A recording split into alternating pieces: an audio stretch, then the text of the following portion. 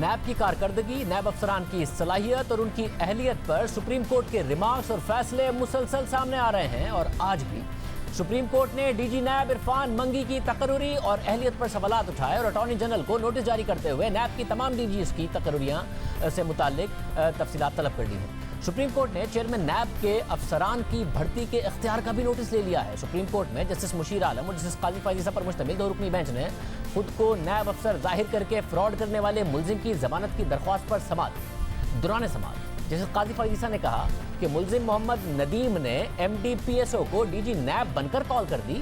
تفتیش کے مطابق ملزم مڈل پاس ہے، ملزم کے پاس بڑے بڑے افسران کے موبائل نمبرز کیسے آ گئے؟ بینچ کے سربراہ جسٹس مشیر عالم نے ریمارکس دیے کہ اس کیس میں ابھی تک کسی گواہ کا ابتدائی بیان ہی نہیں لیا گیا۔ جسٹس مشیر عالم نے پوچھا کہ کیا ملزم کے فون کا فورینسک کروایا گیا، جس پر تفتیشی افسر نے کہا کہ فورینسک کی ابھی تک رپورٹ نہیں آئی۔ مقدمے کے تفتیشی افسر نے عدالت سے کہا کہ ملزم نے عرفان منگی سمیت مختلف افسران کو اہم شخصیات بن کر کالیں کی۔ ملزم کے خلاف نیب کی جانب سے مقدمہ درج کروا دیا گیا۔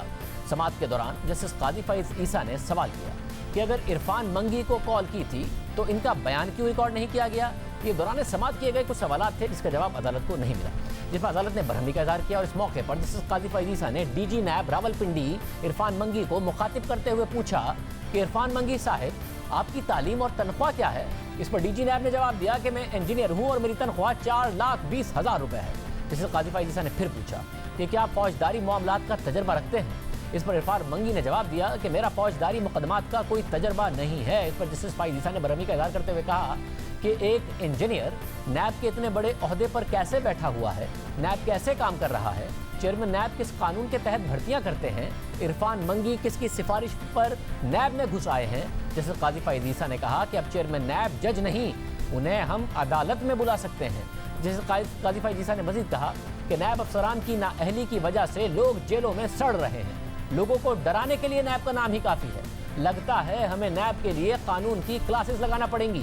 نیب کے 1999 سے اب تک کوئی رولز اینڈ ریگولیشنز بنائے ہی نہیں گئے، قواعد نہ بنانے پر نیب کے اپنے خلاف ریفرنس بنتا ہے۔